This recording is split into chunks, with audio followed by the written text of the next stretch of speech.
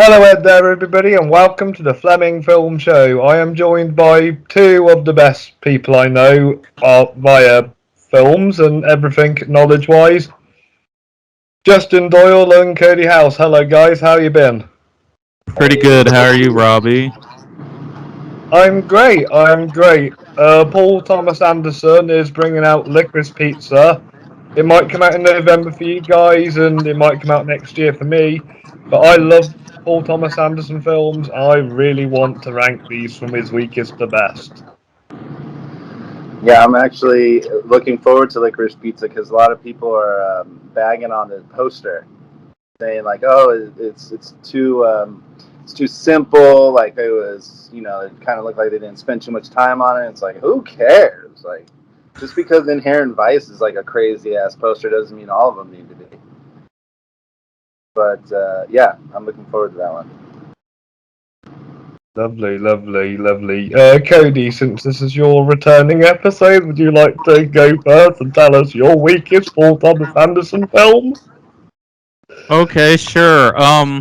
So before I get to the rankings, I just want to say I like all eight of these movies to some degree. I don't think any of them are bad movies. I No, they just are. this is just my personal rankings of how I feel about these movies. Just addressing that before we get started. So my number eight, I just rewatched it. I finished it this morning. And I had completely forgotten the whole third act of this movie. Like, I thought it ended, and then I was like, oh, I don't even remember all this stuff that happens afterwards. And I remember the first time I watched it being a little underwhelmed because I think I wanted it to be more of a noir than it was. And I think Anderson is trying to channel Robert Altman's film The Long Goodbye mixed with a little bit of The Big Lebowski. I think he says Up in Smoke. But this is a fun movie. It's got an all-star cast. It's just for me my least favorite one of his movies, and that's Inherent Vice. And I've never read the book that it's based off of either. So maybe if I read the book I might have a stronger appreciation. But this is not a bad movie. It's a lot of fun. It's just out of these eight, it's my least favorite. That's actually quite funny because Inherit Vice is my number eight as well. Yeah, I kind of agree with you there. It is a good movie, but out of these other films, this is his weakest, I think. I know, I just kind of saw it as like Joaquin Phoenix trying to be like 70s and stuff. And I don't know, I just feel like when he's in another movie with Anderson we'll talk about later, and I think after that performance and they go to making this together, it's kind of let down. It's a little higher on my list. So Um, what's your number eight then? okay, so I do like all these movies, just like Cody said. Um, when I talk about favorites of mine, I don't think any of these would be on there. So I'm going to be in the minority on this, like I am for most. So this to me is about rewatchability, movies that made an impression on me, like immediately, some that took time. So I'm gonna start off with a banger, and I'm really sorry, but my number eight is Magnolia. Um, Mm. it's fine. I don't remember much of it. I do like Tom Cruise's character in it. I'm a Tom Cruise fan, so I enjoy most of the stuff. I think he was given something different to do in this movie than he does in others, which is another reason why I liked it. There's a lot of dialogue in this movie that I really enjoy. I think it's really heavy in dialogue, and I like that because the actors get a chance to shine. But sitting at 3 hours and 8 minutes, I just don't want to watch it again. And I know that it's his best movie ever, and I'm sure it's going to be on your guys' top. And everyone loves Magnolia and talks about Magnolia, but it's not one that I talk about, and it's my least favorite of Paul Thomas Anderson. No, that's fair enough. You're given a fair enough point. I'm not gonna Yeah, hate you, Justin, because you don't like Step Brothers, and that's one of my favorite comedy films. Yeah, it's a it's a fair film to be at the bottom because of what you mentioned. I have it a little bit higher. I don't have it as high as you think. I don't. I think this is like two camps. People either really love it or they get kind of like, oh, P.T. Anderson was being so pretentious when he made this movie. Like he's like, and Boogie Nights was extremely successful, so he was kind of cashing in on the director freedom. But yeah, your complaints and I think there's a lot of other people that kind of feel the same about this movie. It's more of a critically loved film than like a universally loved movie from movie fans. Okay, good. Thanks for making me feel better about it. Sweet. All right, Code, what's your number 7? Okay, again, my number 7. It's a very good movie. It's a strong debut film, and I think Philip Baker Hall is amazing as the lead in this. And I wish that the title was the original title, Sydney, instead of what the title of the movie is. But it's just an interesting character study to me, even though you got really strong performances by John C. Reilly, Samuel L. Jackson, Gwyneth Paltrow, and a great little cameo from Philip Seymour Hoffman, who's in most of these movies. And it's kind of nice that his son is going to be in Licorice Pizza. Again, I wish that title was Soggy Bottom still, but Yeah, I do too. I don't mind this title. And it's kind of cool that he's working with his son since he was such a big collaborator with him. But yeah, this is just one compared to his other body of work. He just grew as a director, but this is a really good, strong debut film based off a short film he made, and he loved Philip Baker Hall as an actor and gave him a chance to shine when he's usually just in the background as a character actor, and that's hard 8. That's a good choice. I watched it for the first time this week, and yeah, I will talk about it soon. But you're right. It was a fantastic first debut film. Surprisingly, I'd only seen it like 2 years ago for the first time. I'd heard about it for a long time, had seen it, just never got around to watching it till just a few years ago. Last year for the first time. I was impressed for what it was. It's a little bit higher, but I'm going to move on to my number 7. You guys ready for my number 7? Let's hear it. My number 7 is probably the shortest of his movies. It's a very weird movie, and there is only one main selling point to this movie, and it's the fact Adam Sandler has a fantastic performance in this movie, and it's Punch Drunk Love. It's going to be much higher up on my list. Same with me. Yes, because I know everybody here, especially me, loves Adam Sandler. I don't care for people that don't like him. They need to start watching films like this and Uncut Gems. Adam Sandler is talented, and he really shows his talent in this movie, alongside Emily Watson and Philip Seymour Hoffman. What would have made this film better is if Philip Seymour Hoffman and Adam Sandler swapped roles. I think, because Adam Sandler's good at playing angry arseholes, and Philip's always good at playing struggling characters. And I think if he swapped them around, it probably would have been a better acted movie. But they are both still phenomenal in their roles. Just be a nice change to see Adam Sandler playing more of a side character in a drama. Yeah, I mean, Philip Seymour Hoffman still killed it in that role. Swapping roles would be really interesting. There's not even a movie where he is ever the lead. He's always co-lead in these movies. Maybe The Master. But they are 5 very distinctly different types of characters and performances in each one of these movies he's in. Definitely. Yeah. I can't wait to talk about Boogie Nights because I saw it for the first time this week too, and he's just so great. All right, my number 7 won 2 Oscars and was nominated for more. Wait, 1, 2.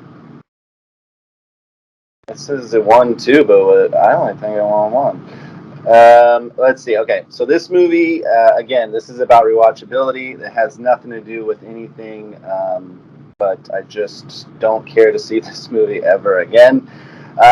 It's slow, but the performance that's given by these actors in here really make this movie shine.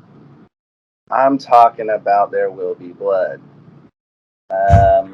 I think this is one of his slowest movies that he has. It's, You need to give it a rewatch. You need to give it a rewatch because the second time it gets 1,000 times better because you know what's going on. Didn't that no, ending, that ending, didn't that shine for you? no. I This love that movie, ending. And then that big music. Do, do, do, do. Yeah, I love it. I mean, he's just a master. Daniel Day-Lewis is a master. He is the only, Yes. him and Paul Dano are really good in this movie, but there's really nothing else to talk about when it comes to this movie except for the acting. But what Yeah, about The his rise? score by His, Johnny his Greenwood. rise to his rise to power. makes you want to just fall asleep more just thinking about it. But yeah, I know this is a loved movie. It's even higher on IMDb as far as ranking goes than Magnolia. But yeah, This is like my best friend's favorite movie. He talks about it all the time. He dressed up as Daniel Day-Lewis one year for Daniel Plainview. But it's just it's just really slow. I don't really care to see it again. It's better than No Country for Old Men that won Best Picture that year. Yeah, maybe. Oh, well, don't be mad where it's ranked on my list, Justin. Oh, I will. No. Again, I'm in the minority on this. This is. I know people think it's a masterpiece. I'm gonna start calling you just a minority one day. Yeah. All right, Code. All right, so I struggled with these two films of where I wanted to put them for my number 6 and my number 5. And the reason I'm going to put this one here at number 6 instead of number 5, I mean, I really dig the themes that this movie is addressing and exploring. But it's a little bit of him trying to do the There Will Be Blood type of film again, only it's a different point about power and relationships and manipulation. But it's got 3 very strong performances from Philip Seymour Hoffman, Joaquin Phoenix, Amy Adams. It's just a movie I kind of have to be in the mood to watch. This is not a movie that I'm like, let me pop on The Master. So yeah, The Master is going to be number 6 for me. That is a little bit higher up for me. I love that film. Oh, I think it's phenomenal. It's just that I personally like these 5 other movies more. That's just it. Yeah. Yeah. And I can. Is there anything else you want to discuss about The Master? It's beautiful. I mean, the way it's shot is gorgeous, and I wish I had seen this in the cinema in 70 millimeter when it came out because I bet it looked amazing. Yes. Did you know it's actually Paul Thomas Anderson's favourite film? That doesn't surprise me. I mean, this is him flexing as big of a flex as he could flex after that There Will Be Blood cachet again. And he's getting to give Philip Seymour Hoffman not necessarily the lead role, but he's giving Philip Seymour Hoffman the biggest role he ever had, and it's the last time they worked together, sadly. It was tragic what happened to Philip. Very. Very tragic. And my number 6 is Hard 8. Yes, I like Samuel Jackson. Mine as well. Mine as well. Yes, my number 6 is Hard 8. I think Philip Baker Hall and John C. Reilly, I kind of see them as the co-leads because they do kind of focus on John C. Reilly in the first half of the film. Gwyneth Paltrow didn't annoy me as much. I think this was one of her strongest performances. And Samuel L. Jackson, why hasn't he worked with Samuel L. Jackson again? He worked with Samuel L. Jackson in his first movie and doesn't use him again. Bring back, we're going to start a petition for Paul Thomas Anderson's next film after Licorice Pizza to recast Samuel L. Jackson. I think the reason is because he knows that he's kind of one trick pony, whereas like John C. Riley, Philip Seymour Hoffman, Joaquin Phoenix, they can actually play other characters. Where I feel like Samuel L. Jackson is just always Samuel L. Jackson. So he got it from him the first time. He didn't need to get it from him again. But yeah, I really, really like this movie. It's Philip Baker Hall. You're right, is just so damn good in this movie. I mean, he's a dad to these older adults, and it makes you feel. I mean, we don't even really, well, we find out why, but we don't really know why as the movie's going on. But I was intrigued from the very, very beginning. The first 25 minutes, like I had to pause it, and I was just kept thinking about it. I was like, I can't wait to go back. I think this is, one of his best. Just I really, like the other ones just a little bit more, but I really enjoyed the direction of this. It's simple. It's really, really simple. It's just it was just interesting, like him teaching him how to gamble or how to do, go up in the casino was just so brilliant. It was like Big Short style, Wolf of Wall Street style, but kind of dumbed down for all of us to understand. So I really, really enjoyed it. I'm actually glad that I hadn't seen it, so my eyes could see it now as adult eyes and understand a little bit more. I loved it. And who could forget about Las Vegas? I went there on holiday the once, and it's fun.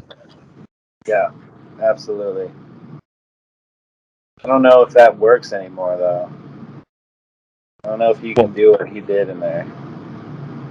Yeah, I don't think probably not, but that's a really good scheme to build up some money. Yeah. All right. Number 5.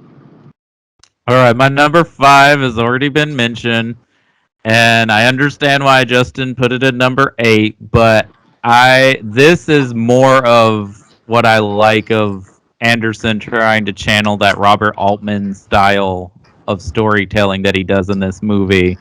I think there is extremely strong performances across the board. I mean, here's another stacked cast. You've got Tom Cruise, you got Julianne Moore, you got Philip Seymour Hoffman, you got Jason Robards in one of his last roles. William H. Macy, John C. Riley. I mean, go on and on and on and on. Everybody has like a moment to shine. And plus, you've got this amazing soundtrack Amy Mann does for the film that's specifically for the movie. And then that just sequence where everybody's singing. I don't know. I really like this movie, and I'm glad I rewatched it again because I hadn't seen it in a long time. And yeah, I just love the music centered around this story of all these people's lives that intersect, and then we get a plague of frogs. Yes, I will talk about Magnolia later on because it's higher up. That was the first Thomas Anderson film I watched, so it kind of had a place in my heart. That's why I put it in the top 3. But top 5, do you want to hear my number 5? Please. Let's go for it. My number 5 isn't necessarily a film I would have watched unless it was directed by a director I like. And I think it's also cool how he does the cinematography for this film because each shot feels like a painting. This stars Daniel Day-Lewis in his final film role because he might come back after retirement one day. And this film is about dressmaking, and it is a beautiful movie, and it's Phantom Thread. It's a very nice, relaxing, unique film. You can just chill out, have a beer too, and just chill out and enjoy the beautiful dresses and see the conflict of his relationships. And I'm assuming it's higher for you guys. Well, we haven't Definitely brought higher it up yet. for me. Slightly higher up for you. Yeah, so I want to hear why you guys like this movie. What's your number 5, JD?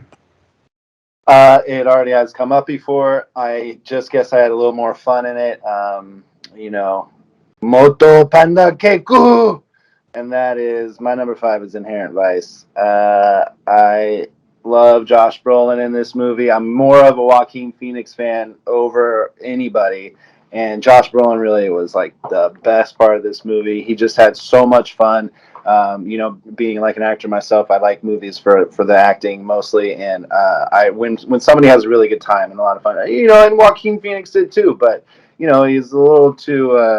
I think he was. You can see the acting in him in this one, where normally it just kind of flows out. But Josh Brolin hit it out of the park for me.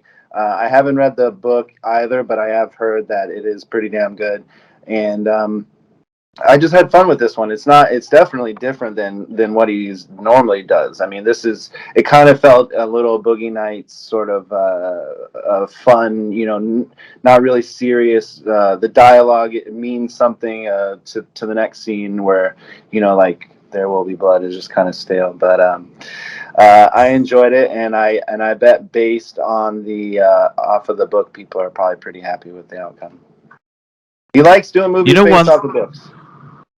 One thing I like about P.T. Anderson is that he always throws comedians into his movies and gives them like an interesting performance. Like you got Martin Short in this one, and even in Magnolia, you got Patton Oswalt briefly in the movie at the beginning. And his wife, who's a comedian, Maya Rudolph, is in this, and she's in his new film too. Yeah, and John C. Reilly's had comedic roles as well. Mm-hmm. Yeah, Eric Roberts is in this movie. Benicio del Toro. Owen Wilson's in it. Owen Wilson. Yeah, I really enjoyed it. It was interesting. Isn't it Reese Witherspoon in it too? Mm-hmm. Yeah, so that's interesting. You don't really, that to me was like a, Paul Thomas Anderson, but yeah, it worked. Nice. Cody, what's your 4? What has just missed your bronze? So my number 4 has already been mentioned. Robbie likes it, but said that it's his shortest film. But I really, really love the sweetness of this movie. And while, yeah, it would be interesting to see Philip Seymour Hoffman and Adam Sandler switch roles, I think Anderson uses Sandler perfectly. He tapped into like what Sandler's comedic persona was, and he's like, let me create a performance for you that is for your style of performance. And everyone talks about how great he was in Uncut Gems, which he is, but he should have got an Oscar nomination for this movie, because I remember when it came out, people were like, oh my God, Adam Sandler can act, because if you're not a fan of his comedies, and some of them are more grating than others to me, but it's a beautiful, sweet movie, and I love the music and the use of color in this movie. Though Emily Watson should be staying far, far away from Adam Sandler, because this man has some mental problems. And Philip Seymour Hoffman's just fun being this scuzzy con artist guy who runs a mattress store as a front for his sex phone call con scamming guys out of their money. It's such a sweet movie, and I really like it, and it's something unusual for P.T. Anderson. So that's why it's so high on my list. Yeah. No, on paper it is a good script as well. Yes. Yeah. All right. What missed your top 3? Right, I've been nagging Justin to watch this movie for ages. It's one of my favourite movies from the year 1997. I think this is the movie that really showed Wahlberg's acting talents. And this is one of the 2 films I've seen Julianne Moore naked in. It's Boogie Nights. What's the other one? The Big Lebowski. Oh, okay. Yeah. I think she gets naked in Maps to the Stars, too. I'll have to watch that then.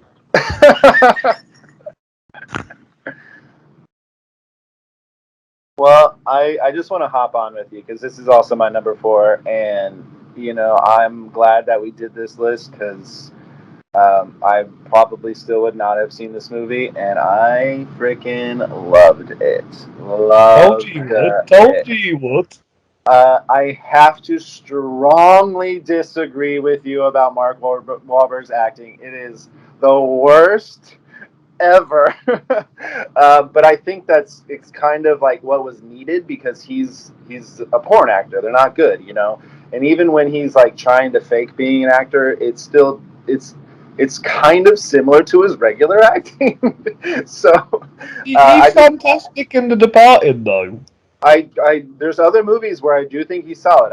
It's just not this one, but I do think it works perfectly for this because I think he casted him this way because he probably is similar to the character. He's naive. He doesn't think that he thinks he's the best actor ever. He's not really. He's just he's got a body and a face that people that's enjoy. what's great about his performance. Well, okay, so then it was just he booked him because he was just perfect for the part because he's a bad actor. Like that's perfect.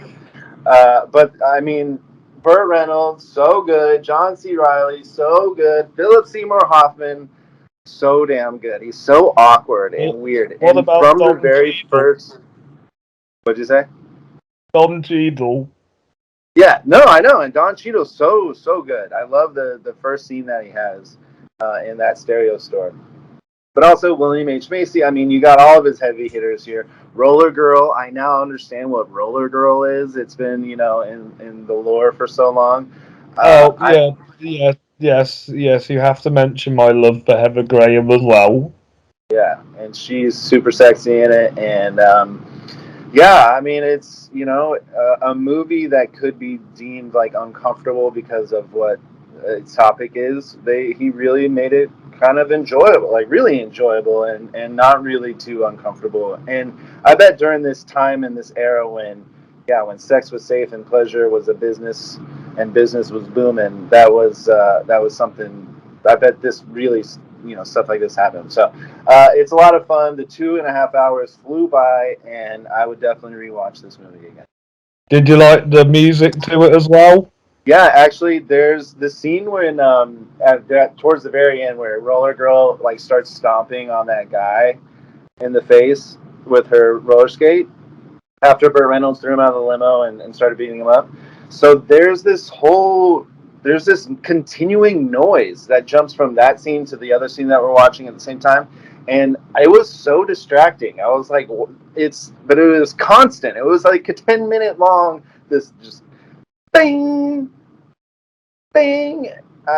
So yes, it's good because it's noticeable. Where sometimes I don't even pay attention at all. So I thought that and Heart 8 both had really good scores because they made me hear it instead of it being an undertone. So, nice. Good movie. Nice. Well, I'm glad you enjoyed Boogie Nights. I'm happy that you watched the film I recommended as well.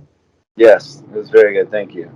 And I can assume you haven't watched the movie that I recommended. I'm gonna watch it later on. All right. He's never seen A League of Their Own, Code. Oh yeah, because I watched y'all's video. Yeah, I saw that. Yeah, you should watch it. It's a very good movie. We just talked about it a couple of months ago on my page for summer movies. Nice. All right, what's coming in at Bronze, Code? Okay, so my bronze, and I get why Robbie had it lower, because if you look at the plot of what this movie is about, maybe it doesn't sound the most interesting, but what I love about this movie, not just how it's shot, I mean, yes, it's a gorgeous film. It looks like a painting. I think if this is Daniel Day-Lewis's last performance, it's a perfect performance for him because I feel like this movie is about Daniel Day-Lewis and his craft to acting. Like he's so obsessive with his profession and he's so meticulous and detailed, and nothing is overriding this. And it's one of the most twisted love stories I've ever seen, and it has that bodacious ending, just like in There Will Be Blood. And Leslie Manville, oh my God, she was so good in this movie, and someone who could go toe to toe with Daniel Day-Lewis and maybe beat him up and be better than he is like as a rat-a-tat-tat in their head games. I love this movie. It's absolutely gorgeous. I remember not going to see it because I'm like, it's not going to get nominated because Anderson's films are getting more esoteric. He's getting into this Kubrick phase of his career. He's kind of gotten to where the awards people are not really gelling with what he's doing, but he's still getting the critical praise. But then this came out of nowhere, and the Academy and the critics were like, "This is one of his best," and it is. It's truly a well-made movie, and I love it. And it's the only one I didn't rewatch this week, but I had seen it a couple of months ago and watched it again, and yeah, it holds up. And Daniel Day-Lewis and the French actress that's in the M. Night Shyamalan's new film, Victoria Cripps, is that how you say her name? Yep. Yeah, she's also really good, especially when you got to be standing toe-to-toe with a legend. Yeah, it's a phenomenal film. Did you want to name it? Phantom Thread. Yeah. Phantom Thread. I will give it a second chance because some of these movies I need to see more than I've only seen once. Boogie Nights is the most I've seen. I've seen that 3 times. Yeah, I think a lot of these, and that's why I rewatched besides just doing the list. Like some of these I'd only seen once before. The Master, Hard Eight, Inherent Vice, Magnolia. So I was like, and I think all these movies deem like repeated viewings because you get so much more out of them after you watched them the first time. Like, and I enjoyed all these movies I had only seen once more watching them again. Yeah, I get what you mean. Yeah, my number 3 is one I definitely enjoyed better on the first watch. This also stars Daniel Day-Lewis. It shows his rise from poor to being the biggest oil baron in California. It's There Will Be Blood, and let me tell you, I have not seen a performance like Daniel Day-Lewis's out of any actor. I mean, you have Jack Nicholson, Robert De Niro, Al Pacino, all the legends. Nobody has pulled off a performance like his in There Will Be Blood, and I think it's more the performance that stands out, and I can see that's why Justin put it 7th, because he probably saw it as more the performance he remembers rather than the film. But the second time watching it, it is better than the first. And that beautiful cinematography, I'm so glad it won an Oscar.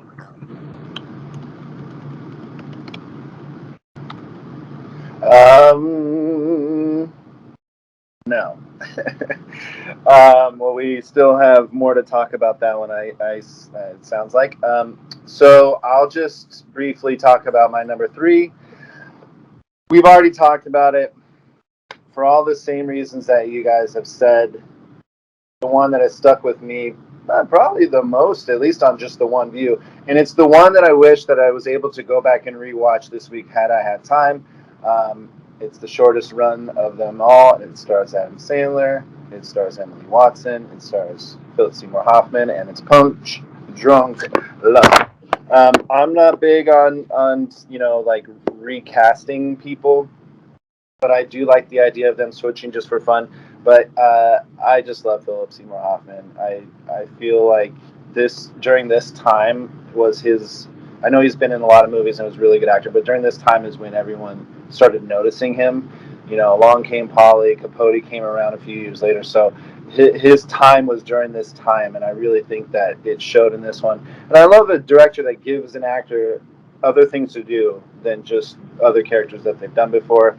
And Philip Seymour Hoffman as a villain does work. I worked in Mission Impossible 3, and I think it's fun. And we got to see Adam Sandler in a role that we've never seen him do before at this time, and it blew me away. And it doesn't feel like a PTA movie either. I would recommend if you rewatch it again, get the Criterion Blu-ray. It is really a gorgeous transition of the film, especially when he does those color sequences and everything. It just... Okay. All right. Yeah, I really do want to see it again. Yeah, I own it on DVD, so I'm not going to rebuy it on Blu-ray. No offense, Cody. That's fine. I understand. There's no sense in owning multiple copies, but it is a Criterion collection, and it's worth it if you decided you wanted to buy again. Fair enough.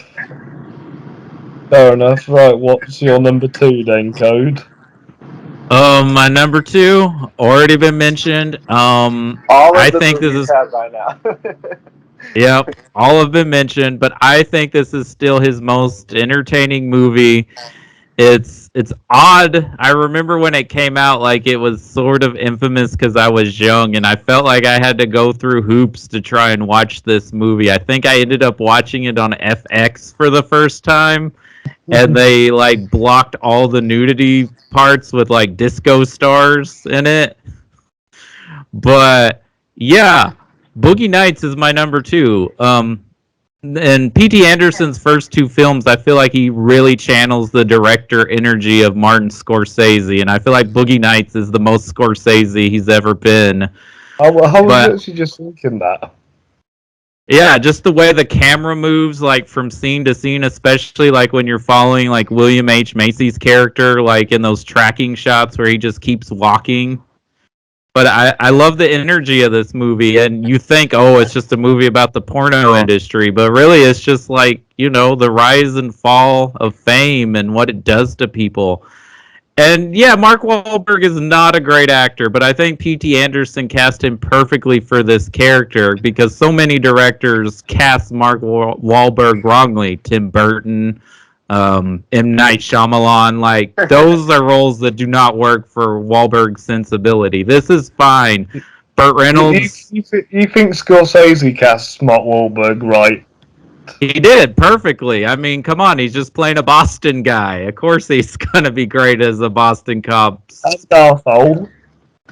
blurring obscenities at everybody. He's actually my favorite part of The Departed. But this movie is so much fun. I mean, you even get memorable performances for people who only have small scenes, like Alfred Molina. Alfred Molina is great and frightening in that one little scene that they have with him. And yeah, John C. Reilly, Philip Seymour Hoffman, Julianne Moore, Heather Graham, Burt Reynolds. That was perfect casting too. Like that Oh, was yeah. spot on. Who else? I can't see anyone else playing that role but Burt Reynolds. Don Cheadle loves country music. This is just a fun movie. That's why I like it so much. I think it's his most entertaining film. It's very entertaining. I can see why it wouldn't be everybody's thing. I just think the other 3 movies are better. And are you ready for my silver? Hit it. So after watching Joker, I really wanted to explore more Joaquin Phoenix movies, and one I really wanted to see was The Master. I did not know anything about it. It just looked really good, and people were saying it was Joaquin's best performance of all time. So I bought it on DVD, and it completely blew my mind. Johnny Greenwood's score is outstanding. This is probably the best score Johnny Greenwood's done for a movie or for Paul Thomas Anderson, in fact. Obviously, I do like his band Radiohead as well, and they make good music, so I'm glad that he works as a composer. But the cinematography was also spot, and Philip Seymour Hoffman, I think, should have more acclaim to this role. I think this is definitely one of his best performances. It's his best performance in a Paul Thomas Anderson movie, and I think it's a shame that obviously, he passed away 2 years after this movie. But yeah, my number 2 is The Master, hands down. Plus, Rami Malek's in it. Boo. Yeah. It is also my number 2. Why did you boo Rami Malek then? He was good as Freddie Mercury. No, Rami Malek's fine. I think his performance in Bohemian Rhapsody is the best part of that movie. It's just more the movie itself, and that he won an Oscar for it when they didn't even nominate Taron Egerton for Rocket Man. It's my exact complaint. I mean, Rob, we've talked about this. Yeah, exactly. So tell us about your thoughts on The Master. It just goes back to the whole acting thing that we talked about. It's brilliant. It's if it wasn't for Walk the Line, this is my favorite Joaquin performance. I just love Walk the Line so much, and I thought he was so good as Johnny Cash. But he is so damn good in this movie, and it's based off of loosely based, but probably strongly based off of Scientology. And that whole scene, that whole repetition scene where Joaquin's walking back and forth, and then he ends up punching the wall. That was literally an actor expressing real feelings like that. He was so mad that he kept doing that he punched the wall. It wasn't part of the script. He just did it. It is so unique, and to make something like Scientology seem interesting, and the whole cult thing of it all seem like really interesting. It really hit home with me. I normally would not like a movie like this, but when I walked out, I was just like, I cannot believe what I just saw. I enjoyed it, from beginning to end. And then, I think Philip Seymour Hoffman is what we've all talked about all morning long, is that he's an amazing actor, and it shows in this one. And to me, if I love the performance by Joaquin so much, but I'm also talking about Philip Seymour Hoffman, that says something. So to me, it's a really strong acted movie, and I love it. Love it. Yeah. I think it's a really well done movie. It's just like you said, Justin. For me, it's just the rewatchability for me is not as up there as some of these other films for me personally. But I really love what they're doing in this movie, and I think the performances. I can't wait to watch it for the second time. That one. Yeah, I'm excited too. But I'm glad I rewatched it this week too, just to kind of reconnect my mind with what was going on. But I did remember most of what was going on. I was just like, I'm glad I rewatched it. Yeah. Right. We're all at number one now. Yes. And we're all gonna have a different one. We are. Cross-reference and cut things out. We all know what our number ones are, but let's hear it, Cody. My number one, I think this is an American masterpiece. I think this is one of the greatest films ever made. And of course, it has an amazing score by Johnny Greenwood. I like this score just a tad better than the Master score, but the Master score is also brilliant. Daniel Day-Lewis is such a powerhouse in this movie. It might be one of the best performances ever. And he is frightening. He is hilarious. I mean, I laugh at this movie, and I don't know if it's intentionally a comedy, but I think that Daniel Plainview, as deplorable of a person as he is, he's also hilarious. I love when he confrontates with Paul Dano the first time, and he's like, that was one goddamn hell of a show. And just some of the stuff he says is just absolutely gut buster. He tells the guy, I'm going to slit your throat in the middle of the night. And it's not supposed to be funny, but the way he delivers it, it's like, oh my God. And he would do it. He would do it. Like, he's not making idle threats. And I've heard complaints that people say Paul Dano is just there's no way he's as good of an actor as Daniel Day-Lewis, but I think his performance is very well done, and I think he is playing exactly the type of person that would butt heads with Daniel Day-Lewis. I love this movie. There's always that huge debate. Should it have won Best Picture? I don't know, because those are both, to me, American masterpieces by two of the best filmmakers, and they were both shot in the same city in Texas around the same time. So, but yeah, I love this movie. I just recently rewatched it, and I think the ending, I just absolutely love that ending. I think it's a perfect ending. Yeah, so it's my number one. Saying the ending to No Country for Old Men is a real letdown. I guess so, but I get it, because that's what it's about. It's about Tommy Lee Jones's character, and there's no country for him. It's changing. A beautiful monologue, I think, but.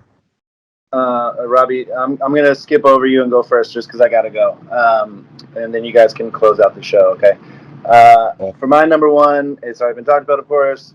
I just love this movie so much. I went back and saw it again in theaters.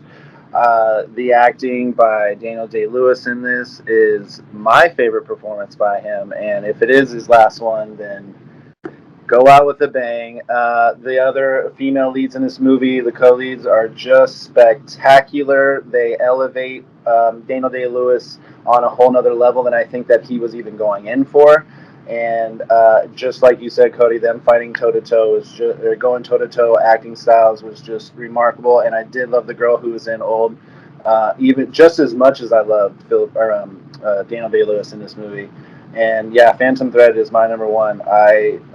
It's what I've said about all Paul Thomas Anderson movies, that but all into one. It is slow. It doesn't have necessarily dialogue littered throughout, but what it represented, what it meant, the whole weird thing that it's about fashion and creating clothes. What a strange thing to talk about, and for a movie to be the whole topic of. But it worked for me. I went back and saw it again. That's not something that I do necessarily in a movie like that. And I really enjoyed it. It's the only one that I've seen twice of his, and I would see it again. So Phantom Thread is my number one. Lovely, lovely. And my number one is Magnolia, the first Paul Thomas Anderson film I watched. This film will always have a soft spot in my heart. I love the performances, I love cinematography, and I love how special this film is because it doesn't focus on a storyline, it focuses on people's lives, it showcases people's lives around where Justin's from in Los Angeles, and overall it's just a good movie. Well structured, well edited, and the soundtrack is awesome. I knew it. I knew it. It had to be on somebody's top. Yes. Yes. Do you want to quickly run them down before you shoot, Justin? Okay, well, I really gotta go. So I'll just tell you what mine were, and then you guys can flip flop. But yeah, my number 8 was Magnolia. 7 was There Will Be Blood. 6 was Heart 8. 5 was Inherent Vice. 4 was Boogie Nights. 3 is Punch Drunk Love. 2 is The Master, and number 1 was Phantom Thread. But yeah, thanks you guys. Enjoy the rest of your weekend. I'll see you both next weekend for more podcasting. Yeah, and go check out Rob and I's latest episode where we talk our 5 favorite directed or female directors. Yay. All right, guys. I'll talk to you soon. Talk soon. Bye-bye. Right, join Justin next time when me and him talk about the 6 Best Picture horror nominees. Right, Cody. Shall we go through these? My number 8 is Inherent Vice. That is also my number 8. My number 7 is Punch Drunk Love. My number 7 is the directorial debut of P.T. Anderson, Heart 8. Which is my number 6. And my number 6 is The Master. My number 5 is Phantom Thread. My number 5 is Magnolia. My number 4 is Boogie Nights. My number 4 is Punch Drunk Love. My number 3 is There Will Be Blood. My number 3 is Phantom Thread. My number 2 is The Master. My number 2 is, in some people's eyes, still his masterpiece, Boogie Nights. And my number 1, Magnolia. And my number 1 is There Will Be Blood. Nice. And I feel like the Paul Thomas Anderson films, no matter what order they're in, they're still great films. Yeah, it's just preference. I think they're all really well-made movies. He always gets strong performances out of them, and he's got a little bit of an eclectic genre here. They're not all the same, so... And I can't wait to see what he does. I'm getting a lot of big Boogie Night vibes from Licorice Pizza, but it'll be interesting. Well. Yeah, and obviously he's working with actors he's not worked before, like Sean Penn and Bradley Cooper and Ben Stiller, so it's going to be interesting to see what he does with them. For sure. I love when directors bring in different actors. I mean, it's great to see like their collection of players that they always work with, but it's always nice to get someone new who hasn't necessarily worked with them before. Definitely, and I can't wait to see what he does with this cast, and thank you for coming on the show, Cody. Oh, of course. Thanks for having me. Yeah, I always love it, and I love doing these lists, even though they're all just, subjective. They're all good, but there's a chance to rewatch all these P.T. Anderson movies. Awesome, and I'm going to bring you back on soon to discuss Guillermo del Toro movies. So I know you've been discussing them in your podcast. I'm coming on to talk about The Shape of Water at some point, and Yep. And yeah, Nightmare Alley and Pinocchio come out soon. Yeah, Nightmare Alley looks awesome. It does. And obviously, thank you guys for listening. Thank you, Justin, who sadly had to leave early, but he'll be back with me next time. Thank you to Cody for appearing on today's show. Make sure you check out, obviously, my channel. Check out Video Store Rejects. They got some really good discussions on movies. Check out Justin's, obviously, Worst Review Movies. And make sure you check out our past episode. Like, subscribe to the episode. And let me know in the comments your favourite Paul Thomas Anderson film. Always a pleasure, Cody, and I'll see you soon. All right, thank you. Bye. Bye-bye. All right.